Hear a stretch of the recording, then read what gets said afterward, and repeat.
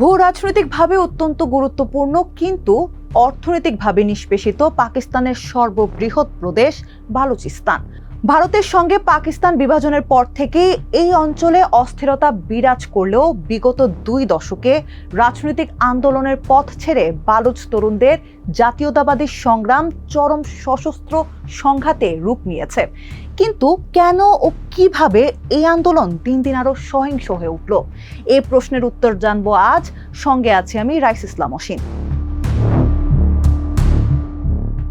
ইতিহাসবিদদের মতে 1947 সালে ব্রিটিশ ও ঔপনিবেশিক শাসনের অবসান ঘটলে বালুচিস্তানের মূল ভূখণ্ড কালাত রাজ্য একটি স্বাধীন রাষ্ট্র হিসেবে থাকতে চেয়েছিল।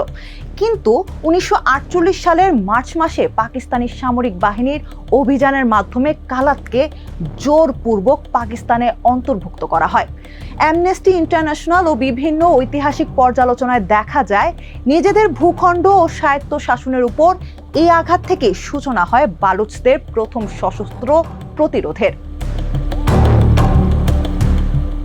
পাকিস্তানের মোট ভূখণ্ডের প্রায় 44% জুড়ে থাকা বালুচিস্তান প্রাকৃতিক গ্যাস, স্বর্ণ, তামা ও অন্যান্য খনিজ সম্পদে অত্যন্ত সমৃদ্ধ।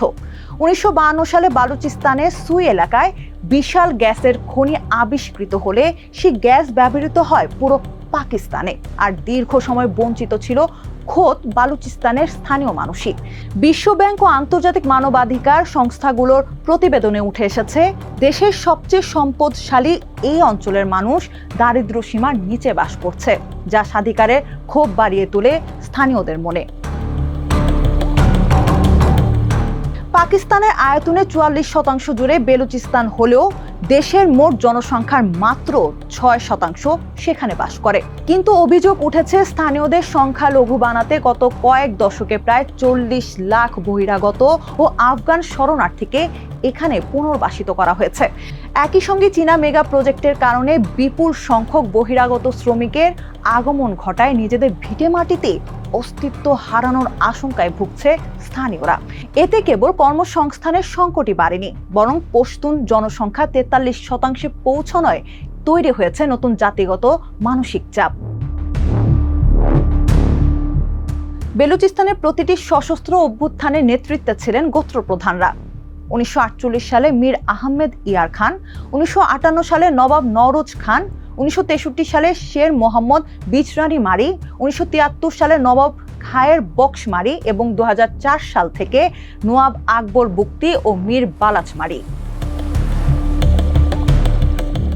সবচেয়ে রক্তক্ষয়ী 1973 সালের বিদ্রোহে হাজার হাজার মারি ও মেঙ্গাল গোত্রের যোদ্ধা বেলুচিস্তান পিপলস লিবারেশন ফ্রন্ট গঠন করে অস্ত্র তুলে নেন। নওয়াব আকবর বুকতি, আতাউল্লাহ মেঙ্গাল এবং খায়ের বক্স মারি, এই 3 গোত্র প্রধানের ত্রিভুজ জোট মিলে বেলুচ দাবি দেওয়া তুলে ধরতেন। কিন্তু 2006 সালের 26 আগস্ট সব বদলে যায়। ডেরা বুকতির পাহাড়ের এক গুহায় পাকিস্তান সেনাবাহিনীর অভিযানে 79 বছর বয়সী আকবর বুকতি নিহত হন। তার মৃত্যুর খবর ছড়িয়ে পড়তেই যারা কট্টর জাতীয়তাবাদী ছিলেন না, তারাও বিচ্ছিন্নতাবাদী আন্দোলনে যোগ দিলেন, আর যারা আগে থেকে লড়ছিলেন তারা আরো মরিয়া হয়ে উঠলেন।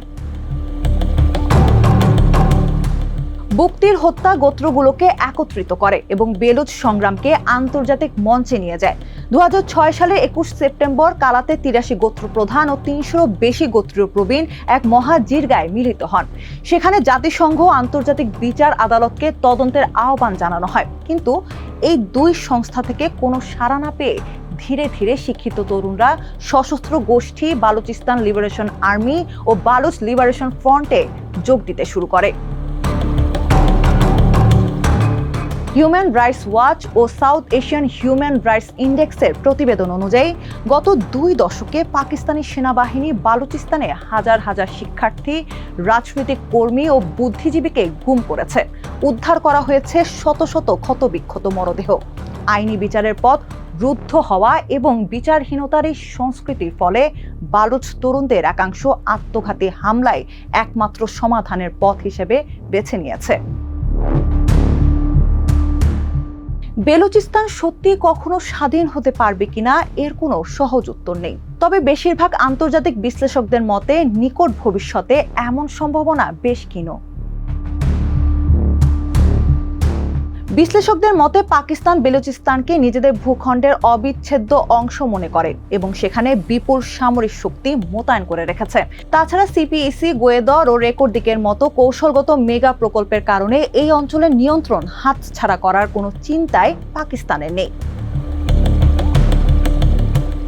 জাতিসংঘ বা বিশ্বের শক্তিশালী কোনো দেশ বালুচদের এই স্বাধীনতা আন্দোলনে সায় দেয়নি। আন্তর্জাতিক আইন অনুযায়ী কেবল স্বাধীনতার ঘোষণা দিলেই রাষ্ট্র হওয়া যায় না, তার জন্য প্রয়োজন ভূখণ্ডের উপর বাস্তব নিয়ন্ত্রণ, কার্যকর শাসন এবং ব্যাপক কূটনৈতিক স্বীকৃতি।